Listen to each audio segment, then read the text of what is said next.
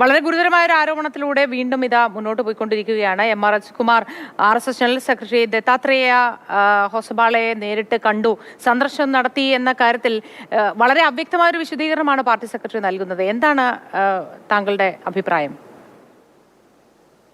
Communist പാർട്ടിക്ക് കൃത്യമായി പറയാൻ അഭിപ്രായമുണ്ട്. അത് കേരളത്തിന്റെ ആകാംക്ഷയാണ്, ഉത്കണ്ഠയാണ്, ചോദ്യമാണ്.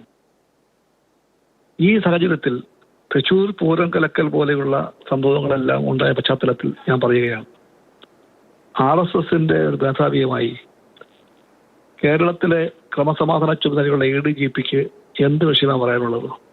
എനിക്കറിയില്ല.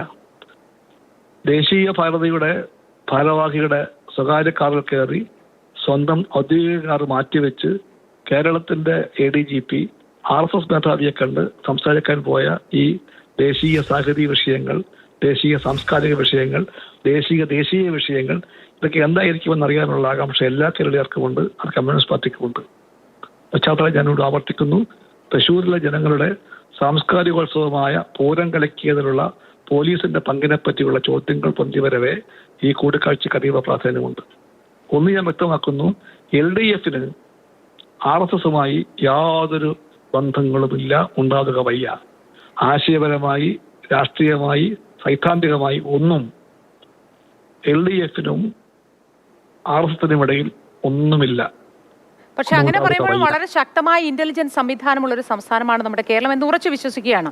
ആ സാഹചര്യത്തിൽ ഇങ്ങനെ ഒരു സന്ദർശനം ഇത്ര കാലവും ആരും അറിഞ്ഞിട്ടുണ്ടായിരിക്കില്ലേ? അത് എങ്ങനെയാണ് വിശ്വസിക്കാനാവുക? എനിക്കറിയില്ല. ഈ കൂടിക്കാഴ്ചയെ പറ്റി പുറത്തു വന്ന വാർത്തകൾ കഴമ്പുണ്ടെങ്കിൽ അത് ഗൗരവമുള്ളതാണ്. ആ ഗൗരവത്തിന്റെ എല്ലാ അർത്ഥവും ഉൾക്കൊള്ളാൻ പാർട്ടിയാണ് കമ്മ്യൂണിസ്റ്റ് പാർട്ടി. അതുകൊണ്ട് അത് വരട്ടെ, കാത്തിരിക്കാം, കുറച്ചൊരു കാത്തിരിക്കാം. MR അജിത്കുമാർ നൽകുന്ന ഈ വിശദീകരണം വ്യക്തിപരമായ സന്ദർശനമായിരുന്നു എന്ന വിശദീകരണം വിശ്വസിക്കാൻ കഴിയില്ല എന്ന് പറഞ്ഞ് തള്ളുകയാണോ ചെയ്യുന്നത്?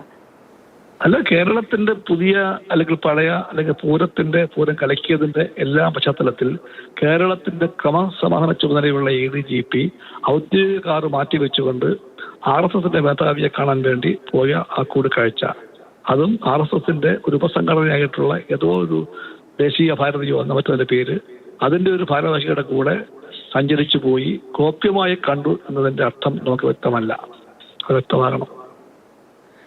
ഒരു അന്വേഷണം നടക്കുന്നുണ്ട് DIGയുടെ നേതൃത്വത്തിൽ PV അൻവർ ആരോപിച്ച കാര്യങ്ങളിൽ.